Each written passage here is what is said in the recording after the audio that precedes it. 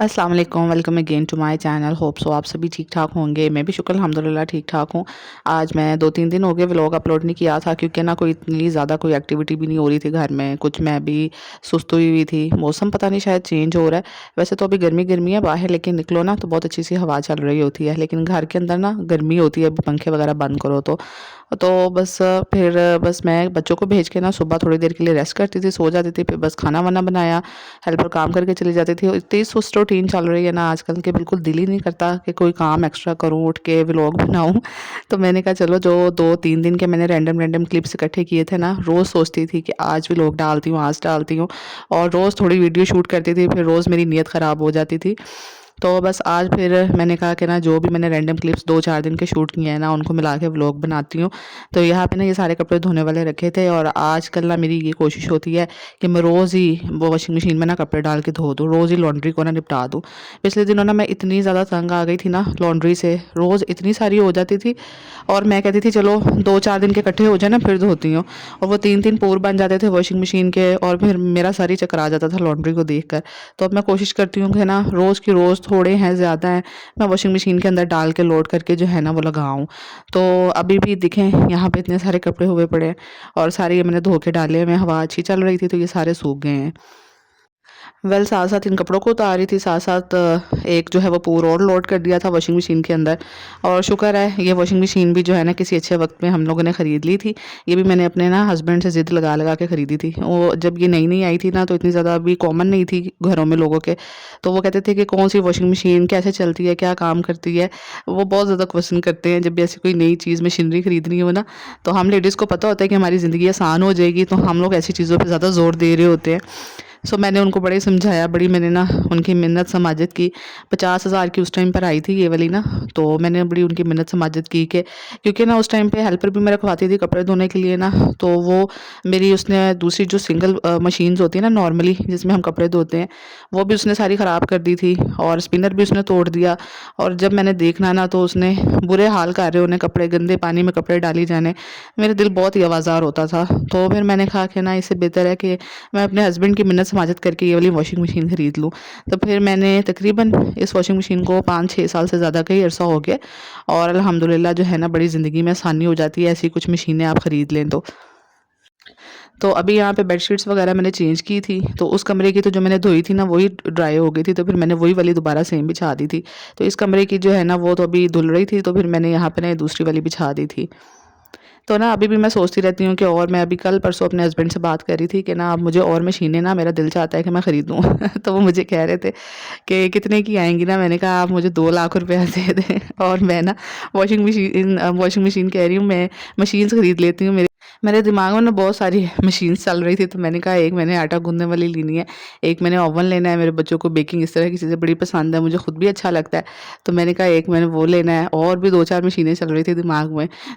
हँसने लग गए मेरी बात सुन के, मुझे कहते हैं 1 लाख की मशीनें कितनी आएँगी ना? तो मैंने कहा 1 लाख की नहीं आएँगी, मुझे 2 लाख चाहिए।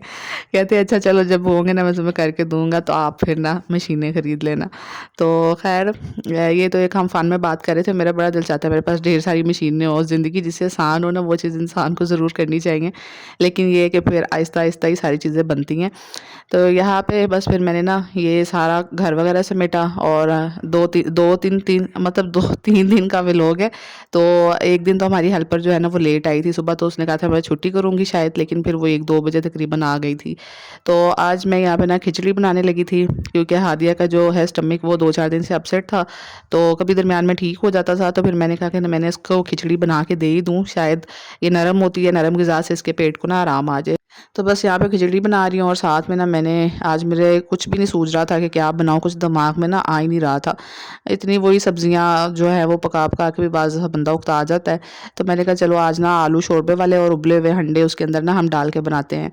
वैसे आलू अंडे भुने हुए भी बनाते हैं, लेकिन वो ज़्यादातर हम लोग ना नाश्ते में बनाते हैं।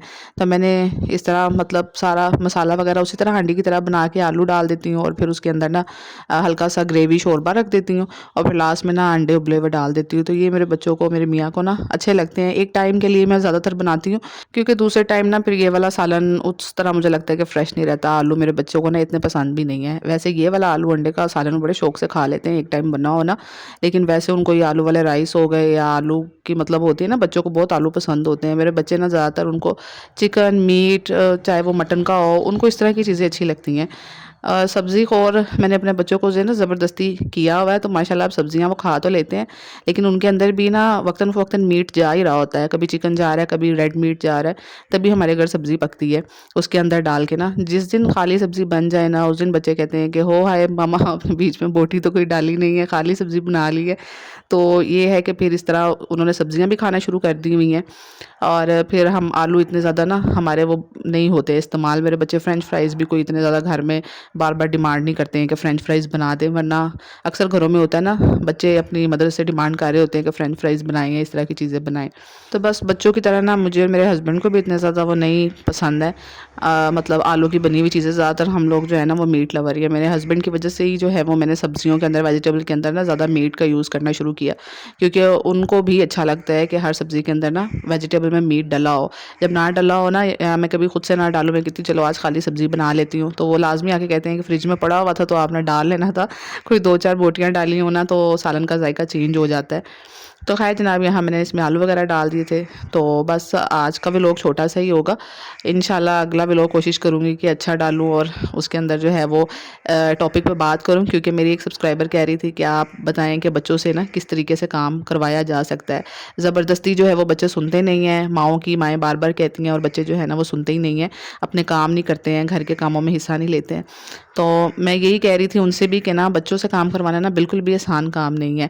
बच्चों से काम करवाना जो है ना माँओं के लिए मुझे लगता है कि दुनिया का मुश्किल तरीन काम बना पड़ा है, क्योंकि हमारे इर्द-गिर्द का ना माहौल भी वैसा नहीं है कि बच्चे इर्द-गिर्द से सीखें। मेरी अक्सर बच्चियाँ स्कूल से आके कह रही होती हैं कि मम्मा आप तो हमें ये काम करवा रही हैं, जबकि हमारी तो दोस्तें जाके कह रही होती हैं हमने तो घर जाके कोई काम ही नहीं करते हैं, हम तो आराम से सो जाते हैं, लेट जाते हैं। तो खैर अगली वीडियो जो है ना इस टॉपिक पे भी बनाऊँगी। तो यहाँ पे ना खिचड़ी रेडी हो गई थी और बस मैं ना बच्चों को दे रही थी। बच्चे आ गए थे स्कूल से, उनके आने से ना बस मैंने आने से तकरीबन आधा पौना घंटा पहले फटाफट से खाना रेडी किया। इतनी मैं आजकल ना सुस्ती की मारी हुई हूँ। बल्कि एक मेरी सब्सक्राइबर कह रही थी आप अक्सर सुस्त हो जाती हैं, तो मेरे ख्याल से हर बंदा ही कभी ना कभी सुस्त हो जाता है। मशीनें तो हैं नहीं हम कि हम हर वक्त एक्टिव रहें और एक्टिव सुबह से लेके शाम तक रहें। कुछ दिन कुछ मतलब ऐसे होता है कि बंदे की बॉडी उसका साथ नहीं दे रही होती है, दिल चाहता है कि बस कुछ भी ना करें। बाज़ दफ़ा माइंड भी इस कदर वो नहीं होता एक्टिव के बंदा भाग-भाग के सारे काम करे। तो ख़ैर यहाँ पे ना हुरिया सो गई थी और ये मैंने कुछ फैंसी कपड़े निकाले थे और मैं अपनी वार्डरोब ठीक कर रही थी। तो ये यहाँ पे रखे हुए थे, तो मैंने कहा चलो अभी इनको ना अलमारी में रखती हूँ। ये बस आज का ना छोटा-सा व्लॉग था, तो आई होप सो कि आपको अच्छा लगा होगा। इंशाल्लाह नेक्स्ट व्लॉग में मिलूँगी। तब तक के लिए अल्लाह हाफ़िज़।